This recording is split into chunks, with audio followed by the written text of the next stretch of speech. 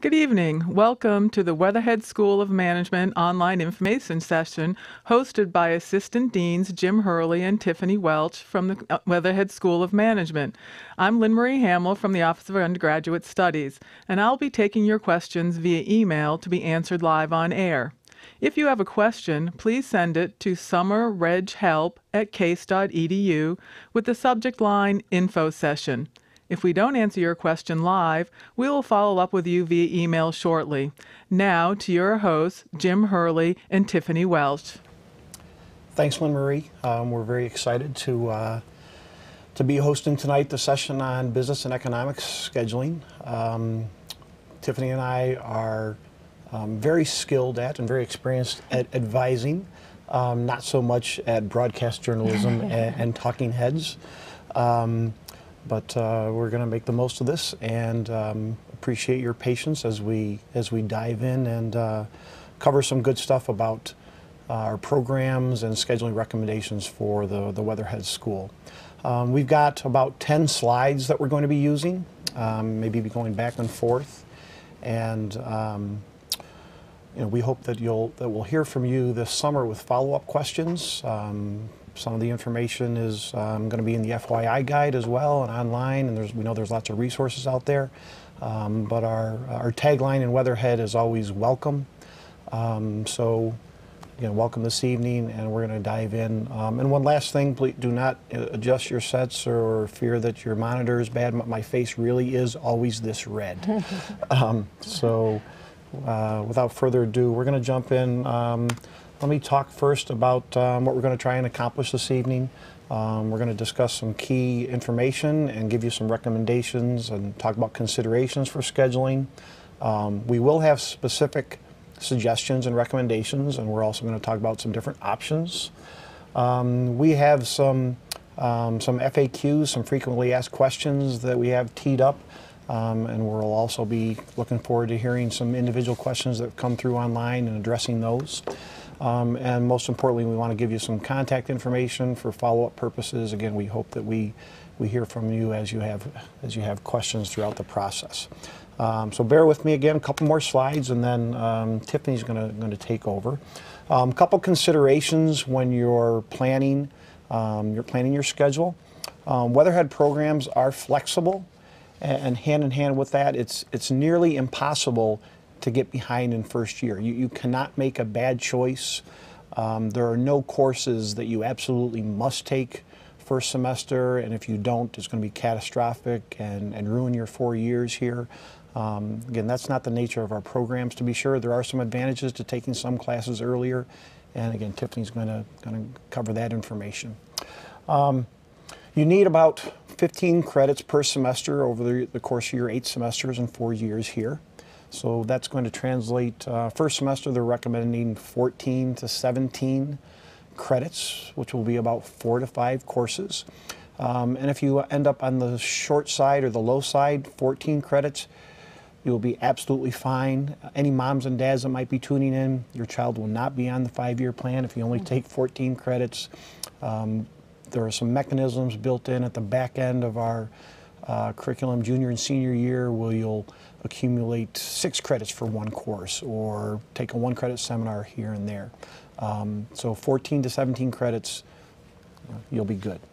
Okay, last slide before I turn it over to Tiffany. I'm going to highlight our programs and squish together in purple intentionally our accounting BS and management BS programs that are our true business programs. And under the management umbrella, we have concentrations in finance and marketing. But at this point, if you have a general interest in business, or even if you have a specific interest, for the most part, whether you're going to end up in accounting, finance, or marketing, you're taking the same set of courses first semester and really for the first year. So again, starting out with a general interest in business is fine. We also have the major in economics under the Bachelor of Arts umbrella, which is even more flexible and broad and has probably 30 credit hours of electives to play with. Accounting and management, it's more like around 20, give or take.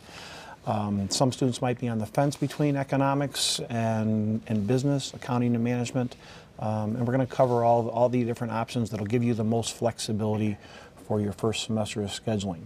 And if any of you out there are looking at minors in addition to a major in business or economics, or a minor in addition to some other major, again, they're called minors for a reason, typically 5 courses in the 6 areas listed on the slide: accounting, business management, economics, entrepreneurial studies, finance, and marketing. Again, no critical choices that you have to make first semester in order to position yourself for minors. So I think at this point, I'm going to jump to the next slide and turn it over to Tiffany. Thanks. Okay, so you're ready to schedule now for your first semester coming up soon. So what should you take if you're intending to do accounting or management? We obviously here have included just one slide. It's basically the same for accounting or management. So as Jim stated, there's a lot of flexibility. You really shouldn't worry about taking an inappropriate course your first semester or missing a course that you should be taking. But basically, if you know you're going to be accounting or management, or you think that's the way that you want to go, your first semester, you'll want to take your first seminar, your SAGE's first seminar, a math course, Calc 1, or maybe you test into Calc 2, or maybe you're starting with the pre-calc, Math 120. Your third course, you'll want to look at Accounting 101, which is our introduction to financial accounting. And the fourth course, Economics 102 or Economics 103. One is microeconomics, one is macroeconomics. One is not a prerequisite for the others. So let's say Economics 102, if all the sections are closed and you need to look at 103, that's not a problem at all. And then to round out your schedule, a fifth course, you have plenty of general education requirements that you need to take, a couple arts and humanities courses, some natural sciences, social sciences, or even electives. So let's say you want to take a language. You want to take a language your first semester, you can take a look at that for your arts and humanities requirement. If you want to take a geology class, sociology, psychology, any of these courses that will give a fifth course to round out your schedule, that would be perfectly appropriate. And again, not really a course you can choose here that isn't going to count towards something, so no worries there. Did I miss anything, Jim? I think you're doing great, Tiffany. Thank you. Okay, now for a schedule for an economics student. You'll see here this is practically the same as accounting and management. The first seminar, your math, again, Calc 1, or if you test into Calc 2, or even pre-calc. Economics 102 or Economics 103. And here, the fourth and the fifth courses would be the same, just fulfilling your general education requirements. Arts and humanities, natural science, social science, and something that's a little different with the BA students, they have a global and cultural diversity requirement, so that's something you could fulfill here, or again, even an elective course. So let's say you start out thinking economics and then you change your mind and you think accounting or management, virtually the same schedule, so you would be fine. And then courses for minors. So as Jim mentioned, we have many different minors that we offer for our business students as well as non-business students. So if you're thinking about a minor, you might want to consider in your first or second semester taking Accounting 203, and you'll notice this is a little different than the Accounting 101 that I mentioned. And don't get concerned that it's a 200 level course. Accounting 203 is actually a combination of our Accounting 101 and 102, the Intro to Financial and Intro to Managerial Accounting. It's kind of a combination course of the two, a little more high level than the in-depth accounting courses, and this is an appropriate course for non-business majors. So let's say you want to do a minor and Accounting 203 doesn't fit into your schedule, you can still take 101, but Accounting 203 is specifically designed for non-business students. Another course you might want to consider in your first semester if you're thinking about doing a minor and you already know that you want to do a minor, again, Economics 102 or 103, the microeconomics or macroeconomics course. Oh. And we're back to me. And we're back to Jim. And I can only move my head so much because of this wire taped to my back. Okay. So a couple FAQs. Calculus. Calc 1 is Math 121 or 125. We know that many students come in on the fence. They might be thinking about business, but also thinking about engineering or doing a BS in a science like biology or chemistry or something that might mean they take a different version of calculus. So if you're entertaining possibilities of studying in engineering or going the BS route in something like biology, chemistry, physics, etc., then go ahead and take Math 121 as your Calculus 1 option. And then if you end up then sticking with business or coming over to business, you can take either version of Calculus 2. The Math 121 is good for our requirement in Calculus 1. Again, if you know you're coming in studying business, take Calc 1 and Calc 2, Math 125, 126, that series. But again, if you want the option to take engineering or a BS program in another area, then look at Math 121. What if you have AP credit for Calculus 1? Should you go into Calculus 2? We know that some students might want to forego or and review Calculus 1. That's more true, I think, in engineering. For business, if you have solid AP credit for Calculus 1, then by all means, go into Calculus 2. You'll be fine. I have it on good word from the math department, from Chris Butler, that you'll be fine going into Calculus 2 here if you have AP credit for Calc 1. What if you're majoring, or what if you're planning to complete pre-med or pre-dent studies or other pre-professional health kinds of studies? Can you major in our programs, accounting, management with finance and marketing, or economics? Absolutely. Every year we have a couple students who pursue, again, pre-med and pre-dent, and also are getting their primary major in business. A good example, dental or pre-dent students. When you think about dentists, people who manage their own dental practices, that's what motivates some pre-dent students to get a business background to help them when they're in their practices. Can you do double majors, multiple majors, do dual degrees? Yes, but you know those will be easier or harder to do depending on your cushion that you may have coming in with AP credit, or if you're willing to take some summer classes. Depending on the options that you're looking at and the alternatives, it can be more credits for some things than for others. And really it's best to consult with an individual advisor about some of the things that you might be thinking about. Okay, we're going to jump to our last slide for now.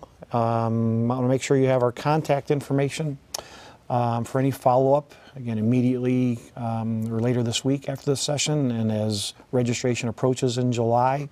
We're happy to speak via phone, trade email with you, do Gmail chat, and Tiffany and I are both looking forward to working with you this coming semester. So I think we're going to stop there and pause and await some questions that may have come in. Okay, we do have a few questions coming in. We hope they still come in until 8 o'clock. But Akansha wants to know, if I'm planning on an economics major with pre-med, will I be in the Weatherhead School of Management or College of Arts and Sciences? Because I see it written under both. I'll take this one. Okay. All right, you're up next. Okay. Yeah, economics has a dual personality. It's a true Bachelor of Arts program with lots of flexibility. The degree is conferred by the College of Arts and Sciences. The faculty in the department happen to reside in the Weatherhead School, which gives us some advantages. But if a student is majoring in economics and doing pre-med, then they're going to get the BA, and really they're both the College of Arts and Sciences, and they're considered part of the Weatherhead family. But the degree comes from the College of Arts and Sciences. And the economics courses are held in the Peter B. Lewis building, which is the Weatherhead building. Yep. Best of both worlds. Yeah. Okay, we have a question about AP credit. Zgang wants to know that if he has a 5 on the AP Calculus BC exam, which would give him 2 semesters of calculus, does he need to take more math for a management or accounting major? Do you want to take that one? Oh, I can. The simple answer is no, because with the 4 or 5 on the BC, then you'll have satisfied the 2 semesters of calculus that we require. The next step after taking calculus, among our requirements, we do have an introductory business statistics course, which is OPRE, we call it OPRE, OPRE 207, and that would be an option for the student to take fall semester. It's a perfectly appropriate course for incoming freshmen to take, or they can postpone it.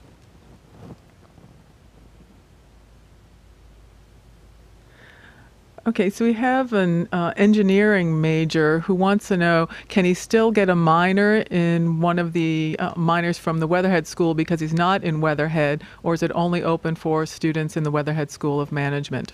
Do you want me to take it? No, our minors are open to any student, any declared major on the campus. So we definitely welcome engineering students or any students. Okay, we have a student who has AP credit for Stat 201. Do they still need to take the OPRE 201 class? No. Well, it's OPRE 207. The intro, the AP Stats always transfers in as Stat 201, but we do accept that to satisfy our intro statistics requirement in business. We have a question from someone who wants to know, what kind of business clubs and organizations does Weatherhead have? Well, we have a variety of organizations for students to get involved with. We have nationally recognized organizations such as Beta Alpha Psi, the Accounting Honorary. We have AK Psi, Alpha Kappa Psi, which is a business fraternity. It's the Economics is now called the Economics? Weatherhead Economics Club, I believe. Okay. So there are 3 somewhat by subject matter in a way, and they bring in speakers and do community service, different activities like that. But then we also have some blossoming clubs. I think we have Case Capital Club, which is, it's not just for finance students, but obviously it has a finance motivation behind it, which is being advised by one of our finance faculty. We have the Case Consulting Club, which just started this past year for students who believe they are interested in a career in some form of consulting. And many of these are open to all declared majors on campus, not necessarily, but I believe the Consulting Club is, possibly the Capital Club. Are there others I haven't mentioned?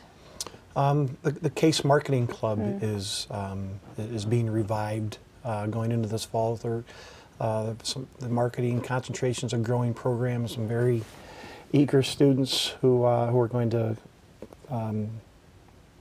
initiate some things with the Case Marketing Club. I think our answer to this question would have looked very different a year ago. The clubs that Tiffany mentioned, the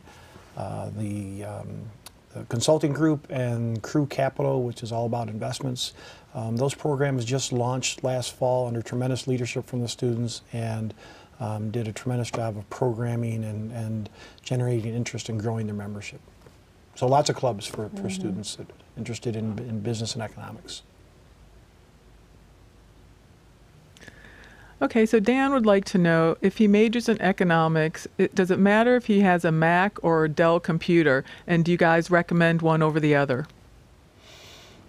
I think the simple answer is no, that it's really personal preference. I see lots of both Windows and Mac laptops in the Peter B. Lewis building.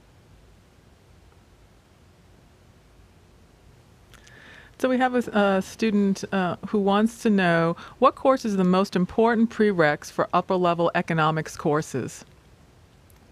Well, I would definitely say the Economics 102 and Economics 103, Microeconomics and Macroeconomics, those are basically the gateway courses to the upper level economics courses.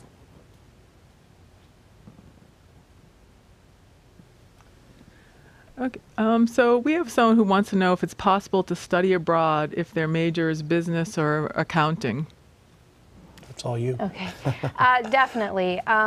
We encourage students to study abroad. I know many students come in thinking that it will get them off track, they'll have to stay longer, but we definitely do everything that we can to make sure that if a student is studying abroad, be it a semester, 2 semesters, that they are taking coursework that is counting towards the completion of their degree and keeping them on track. So it's definitely a possibility, and we do have a certain number of exchange agreements with schools in other countries, but it's basically open to anywhere you can imagine, and we will work with you and work with the university to get the necessary approvals. We definitely don't want to inhibit anyone from pursuing where they love to study. So.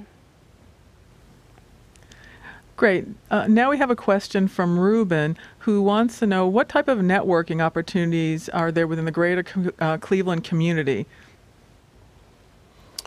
I think we might both have some things to chime in on this one. You know, I go back to our student organizations. I think that much of the work that they do in bringing in speakers and doing programs utilizing people from the Cleveland business community, I think that those provide wonderful networking opportunities. Through the University Career Center and some of their programming and some of the work that they do actually in our classes, especially for sophomores. They're exposed to some different networking kinds of opportunities. You want to talk more about some of those, Tiffany, or add anything? I would say that that's a big part of the Weatherhead classes and the student groups, as Jim mentioned. The groups are always bringing in alumni or representatives from the local community to meet with students, to introduce them to their professions. So it's something that's heavily encouraged within Weatherhead, to learn how to network and to network with the community and to help foster that networking. Okay, so now we want to switch gears a little bit to internships. How do people go get internships? Is there someone in Weatherhead that can help them get internships? And specifically, Zgang wants to know, are there any internship opportunities during the summer? Do you want me to start? Sure. Okay. Well, students get internships in many different ways. I guess I should start with the Case Career Center. The Career Center has an online system where students can go and check internship postings, and that's probably the first step. The next step would be these networking opportunities. When student groups bring in speakers, the speakers sometimes speak about internship opportunities, and you can introduce yourself to the employers or potential employers. For example, Beta Alpha Psi, as I mentioned before, is the accounting honorary, and each fall in September they do what is called Meet the Accountant's Breakfast. They bring in, I forget how many employers we had last year, many local employers who are looking for accounting students, for internships, for full-time positions, and this is an event where students go, they network, they meet, they discuss potential opportunities. So activities like this are another means of getting internships. I know Jim and I are contacted frequently by employers looking for students to fill internship positions, and faculty as well. So this is something I always tell my advisees: you cannot underestimate the power of building a relationship with your faculty and your instructors, because you never know when they'll get a call from an alum or someone looking for a student to fill a full-time position or an internship, and if they know you, they'll think of you and recommend you for that position. So there are many different ways to get internships.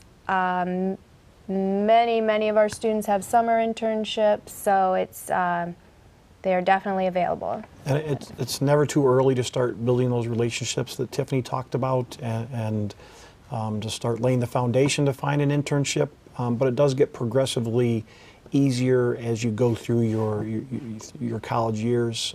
If you can get an internship somewhere after your freshman year, not that those are rare, but that's really a bonus. But again, it gets progressively easier somewhere after sophomore and junior year. You guys have definitely piqued some interest with study abroad. We've got a few questions on that. So here's the first one.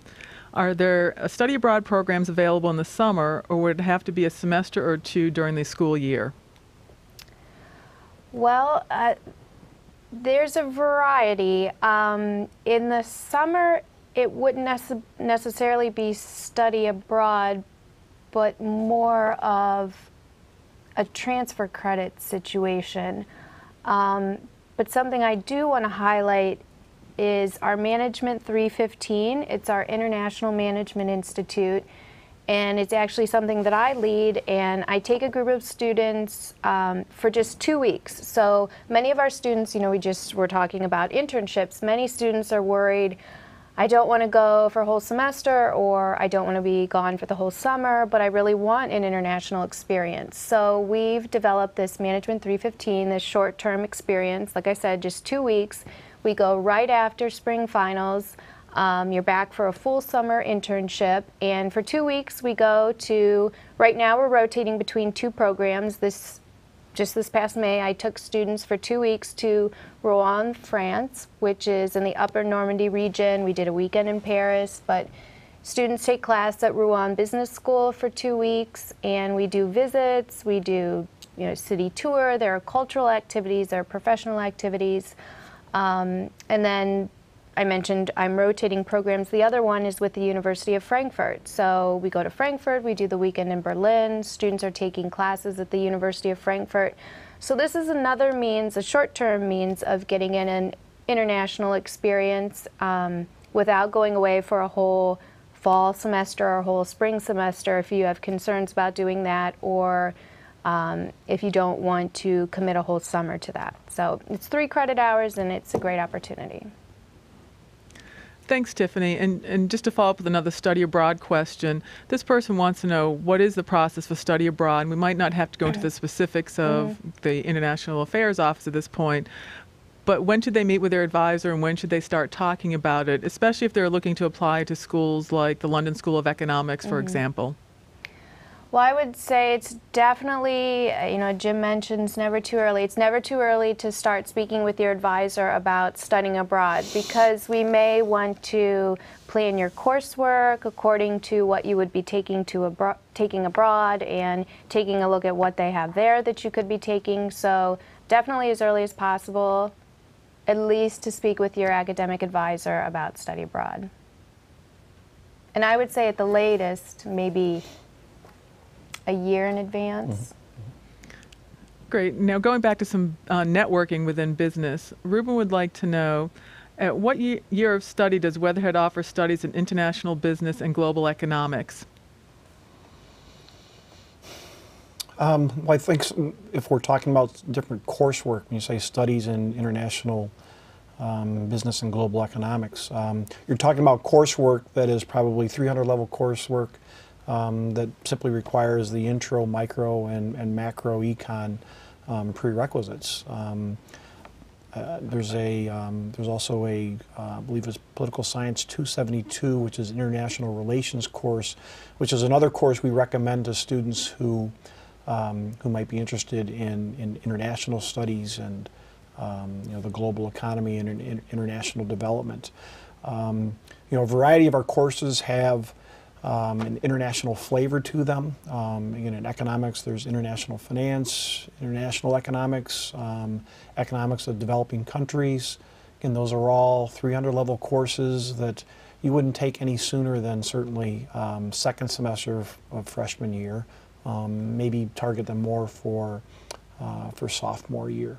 Economics, incidentally, is as a major is is great as a standalone major, but it's also very common, maybe as much as 50% or more of economics majors will do double majors, and political science and or international studies are very common companions to an economics major. Okay, we have someone who's interested in getting involved in research. What's the best way to do that within the school? I would say, well, it depends on the area, but it's most common in economics. And that comes about just by building a relationship with a faculty member and discussing your interests, kind of finding a faculty member that has the same research interests as you do, and then meeting with that professor, discussing your interests, seeing if they have the ability to take on someone to do research with them. Adding to that about the economics department, our economics department does not have a PhD program or a master's program. What that means is that the faculty are very welcoming and very eager to involve enthusiastic undergraduates in economics, to involve them in their research. You know, when you land on campus and you develop a relationship with your first seminar instructor, your SAGES instructor, I think they can probably coach you about approaching a department or approaching a certain faculty member, or maybe start with, if you're looking at economics or accounting or finance, whatever area you're interested in doing research, you just want to take a first step in contacting a faculty member, again, maybe someone you've had for a class, and exploring with them potential research opportunities within their department.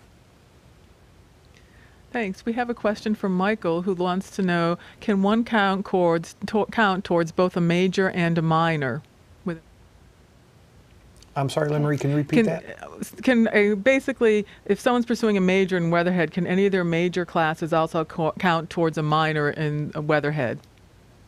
Yes. So for example, let's say a student wants to do is going to do the management program with a marketing concentration, and wants to do a minor in accounting. Well, every business student takes financial accounting and managerial accounting, and those are 2 of the 5 courses that are going to be required for a minor in accounting. So yes, they're only going to be taking 3 additional courses beyond what they've already taken as part of their business curriculum to get that minor, and that works for other minors as well. Anything you'd add to that, Tiffany? No. Thanks, you guys. Now we have a student who's interested in finding out about tutoring and getting help from professors outside of class. What tutoring is available and how would they go about getting that and talking with their professors? Well, specifically within accounting, again, I go back to Beta Alpha Psi, they do accounting tutoring. They have set hours every week where students can go and get accounting tutoring. As far as tutoring for other courses, I know students can go through, is it ESS? Educational Student Services. And as far as meeting with your professors, all professors or instructors will have set office hours where students can go and meet with them, but our professors are very willing also to meet individually with students outside of those office hours. I think I've always been impressed by the openness of our professors and the willingness to meet with students. You just need to ask, and they'll make sure to make the time for you. Thanks, Tiffany. Now we have a student who wants to know if there are any type of accelerated professional programs within the School of Management. Well, yes, we do have an integrated Bachelor's in Accounting and Master of Accountancy program. For students who may be considering accounting and becoming a certified public accountant, you may or may not know about the 150-hour rule, which requires students to have 150 credit hours in order to sit for the CPA exams. So Weatherhead has an integrated program which allows Bachelor's in Accounting students to receive their bachelor's and their master's in 5 years, 4.5 years, or 4 years. We do have some students that come in with AP credit, or they take some summer courses, and with careful planning, some students can do it in 4 years, but I'd say the most common is for students to do both degrees in 4.5 years. And by that I mean 4 full academic years and then 1 additional semester, and you'll have your bachelor's and your master's, and you'll meet the 150-hour rule to sit for the CPA exam. And this is extremely popular with our accounting students. Thanks, Tiffany. We have someone who wants to know, how can they learn more about the concentrations? I think we're probably the best ones to start with. Contact us and let us know what kinds of questions are out there. Yeah, there's definitely more information online, but we're the best contacts for the detailed questions. And I think we can say that a couple things about concentrations. One, they're currently like majors essentially. We don't have students who have trouble getting jobs because they only have a concentration in finance versus a major. That said, though, we are, for a couple different reasons, in the process, and we're pretty far along. We've been working on this for a year or so, but we're pretty sure that the departments are making a move to tweak the curricula a little bit in the respective departments, and that we are in the process of moving to designate majors in finance and in marketing.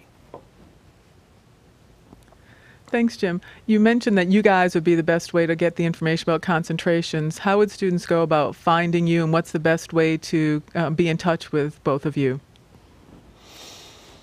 I think we're pretty good about responding to to emails from students, and we're tucked away in the Peter B. Lewis building in our respective offices, and I think that that's posted online as well. But we've moved into a new suite in the second floor. We have student staff who are receptionists and can help students schedule appointments if they want to come in person. One of the things that we missed this year with the move to the August orientation and welcome week is that we don't get to see students in person in July to make that first connection. But we hope that students will follow up with us when they reach campus and also attend some of our events that we have during orientation week. We have our annual Weatherhead welcome and ice cream social, and who doesn't like ice cream? And we'll do other programming, and we'll get that word out through Michael Mason and the undergraduate studies deans. And definitely after this, if you have questions, we had our contact information up. Phone calls, emails, GChat if that works for you. We'll try to remember to log in each day, so we're available by GChat too. One of us might be better at that than the other. Thanks, you guys. We talked a little bit about internships earlier. We have someone who'd like to know if you can give examples of what some recent internships may have been that students have had. Well, I'll speak to accounting because I advise mainly accounting students. We've had accounting students with all Big Four of the accounting firms, local and regional accounting firms, and by the Big Four, PwC, Ernst & Young, Deloitte, KPMG, and local and regional firms, and also places such as the Cleveland Clinic, the Cleveland Federal Reserve Bank. So it really spans the spectrum as far as accounting goes. Off the top of my head, I can think of a couple different examples. Across majors, General Electric is one employer that has a very robust internship program. During the school year, they like to hire part-time interns, and they've hired students in accounting, finance, and marketing. For, again, school year, part-time internships that then lead to full-time internships in the summer. And not just limited to Northeast Ohio. During the school year, obviously, their part-time opportunities are 15 minutes away from campus. And then in the summer, a student might end up with GE in a very different location.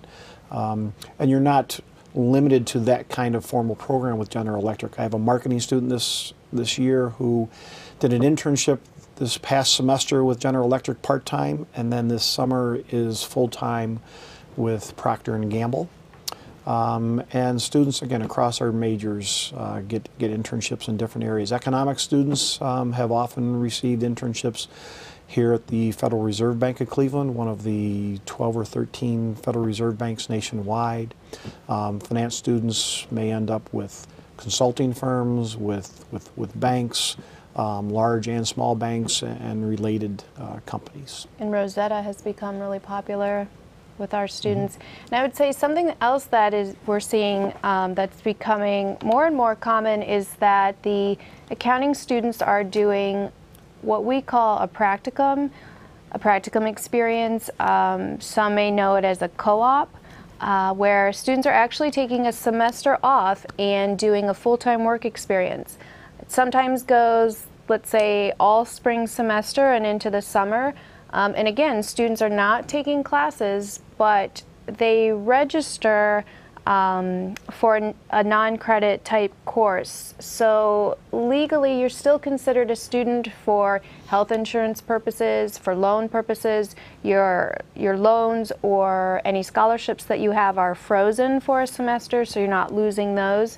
But students, and you're paid. These are paid experiences, so students are making great money, they're getting great experience, and most often, if it's a good experience for both the employer and the student, this will lead to full-time employment offers.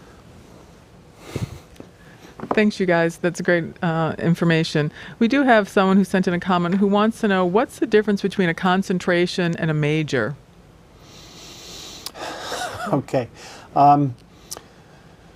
There's not much difference from our viewpoint. If you look at what other schools might call a major in finance or a major in marketing, we're already there with with what we call our concentrations, just for a variety of reasons, and just historically, to make a long story short, we've always had the structure of the management degree, and then the concentration is what we call the specialization in finance or marketing. From the perspective of employers, we have not seen any concerns or questions or concerns that a concentration is less than a major.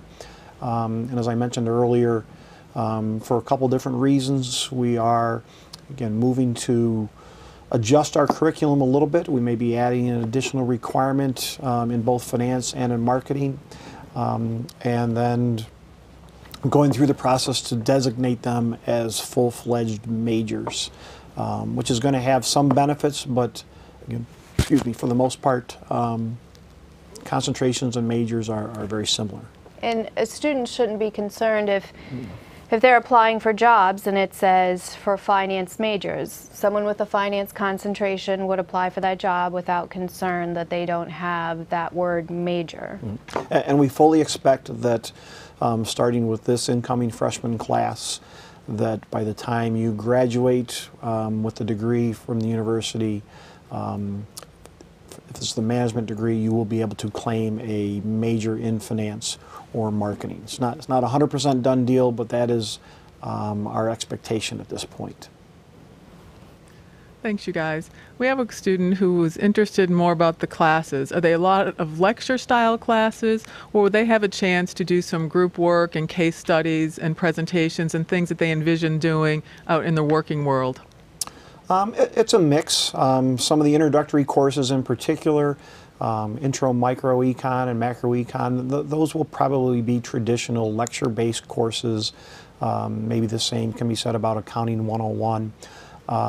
But group work and case studies are very prominent in our upper level courses in business and economics at the Weatherhead School. And presentations as well.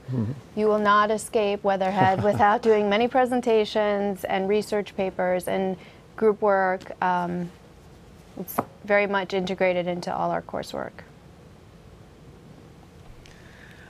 Thanks, you guys. We have a question from an athlete who wants to know, they're worried about the time commitment of being a varsity athlete and doing well in their classes. Do you have any suggestions on, do you recommend that they play or not play a sport? I think the athletics, participation in varsity athletics complements and is intended to complement the academic experience. And if they're passionate about a sport and committed, then by all means, go for it. I think that Weatherhead students are probably well, I know the Weatherhead students are very well represented among the ranks of student athletes. And you know, it's certainly a challenge and a time commitment not to be taken for granted.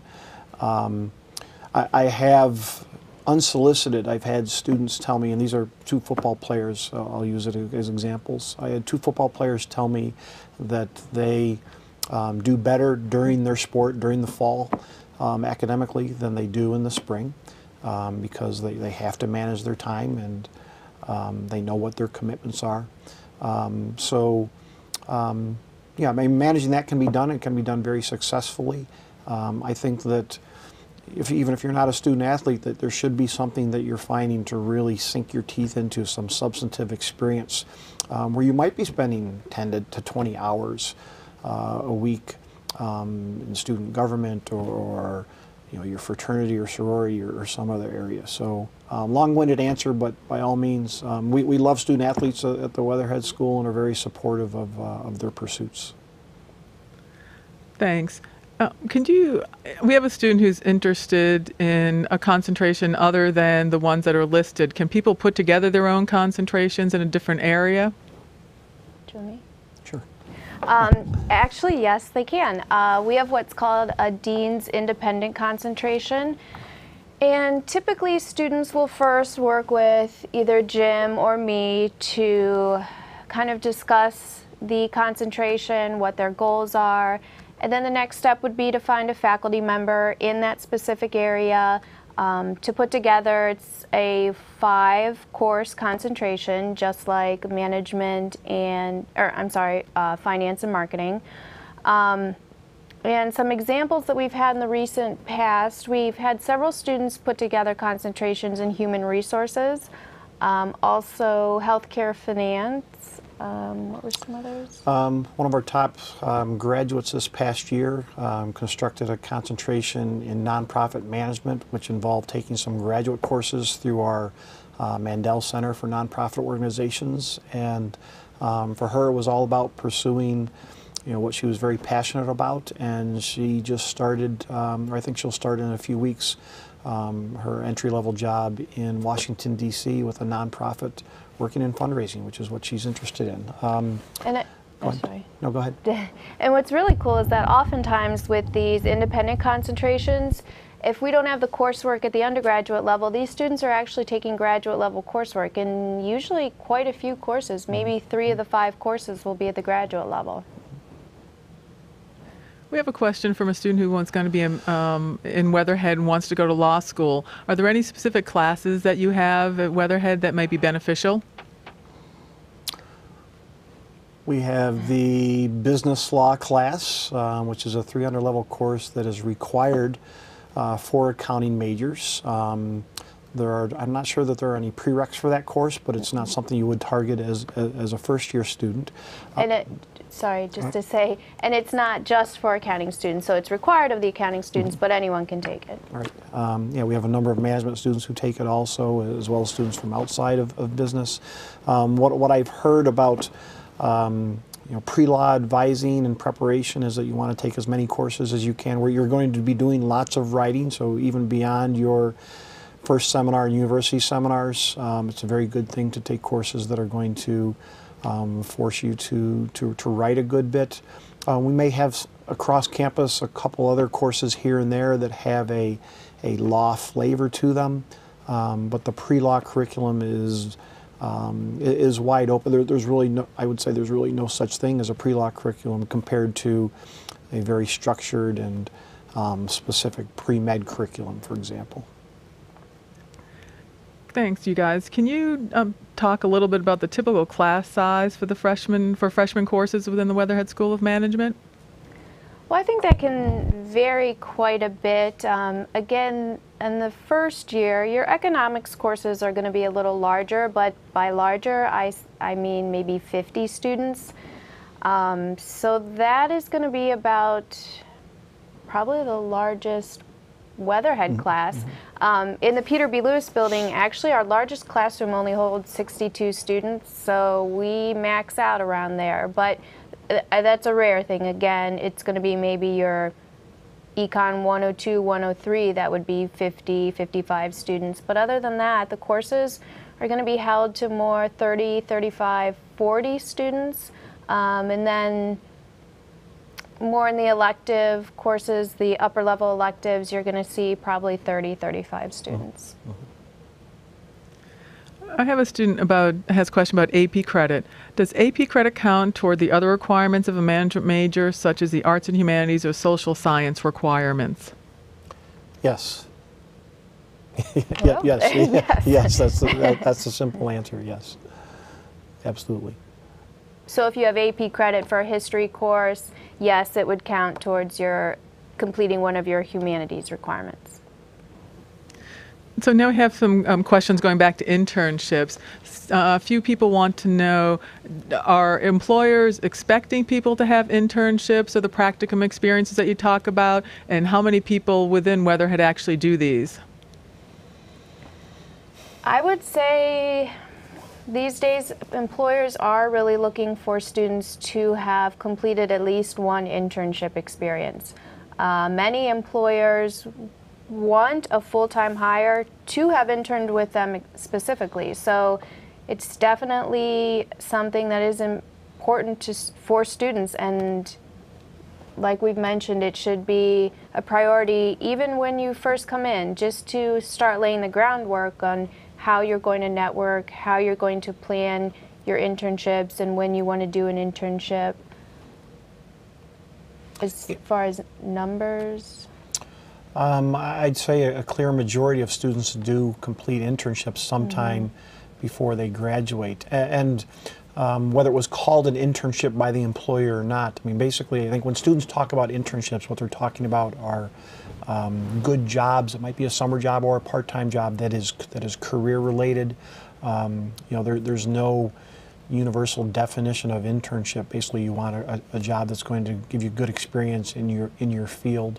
But yeah, you're going to find it difficult to be competitive if you don't have an internship, along with some other different experiences when you're looking for a job as a senior.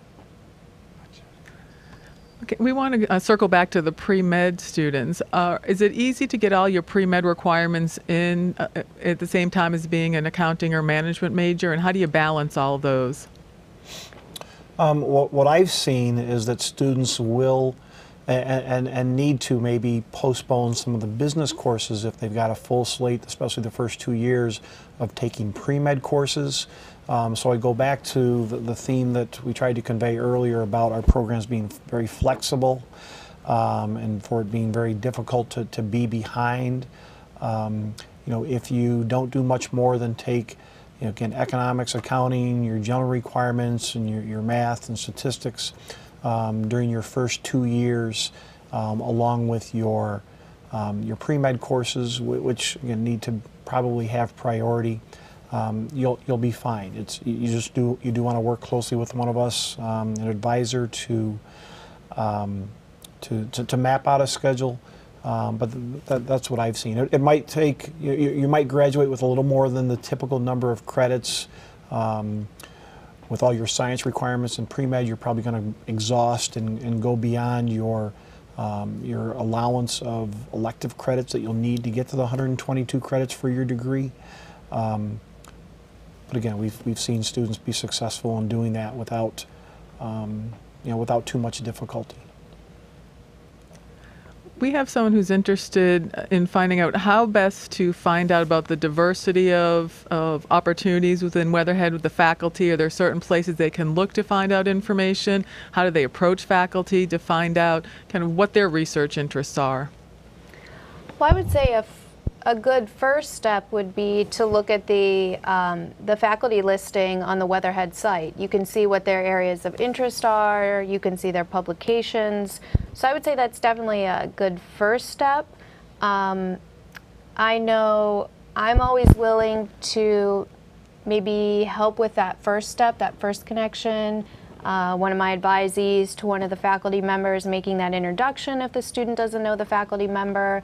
I'm always willing, I'm sure Jim also, to make that connection for a student. There's no set resource on faculty members looking, maybe for assistance with research. But I definitely think the website's a good starting place so a student could see what the different areas that a faculty member is doing research in. And I have a couple things to add. One, I think you should keep in mind that we're a fairly small community at Weatherhead and fairly close-knit. Of the 4,000 plus undergraduates at the university, we have about 400 plus at the Weatherhead School. So again, with our small classes, there's ample opportunities to get to know faculty members well and develop those relationships. And two, I think when we've talked about research here tonight, I think for the most part we've emphasized economics and those opportunities. Students are not limited to or there are also opportunities in research in other departments, whether it's finance or marketing or accounting, if a student wants those kinds of opportunities, but it's not an expectation of employers or really an expectation of anyone that business students graduate having done research during their undergraduate years. That's just not. Most business students want to get internships, and that's what we focus on. But we've had select students outside of economics who have done some really interesting research projects with faculty in accounting, in finance, in marketing, and we're happy to facilitate those kinds of opportunities. Thanks, you guys. We're going to have to start wrapping this up. We've got one last question, and we really want to thank everyone for sending in their questions this evening. But our last question is, do faculty members use seating charts in their classes? I know some do. Some do use seating charts. It helps them. Again, as Jim mentioned, we're small, so it's difficult to escape faculty. They want a seating chart so they can learn your name, but I don't believe that's necessarily the case in all classes. Yeah, probably not a common practice, but here and there. Yeah. So we appreciate everyone tuning in tonight. Yes, thank you. And again, we look forward to greeting and meeting many of you later this summer and this fall semester. And please, again, contact us if you have any questions or you think of anything after this evening.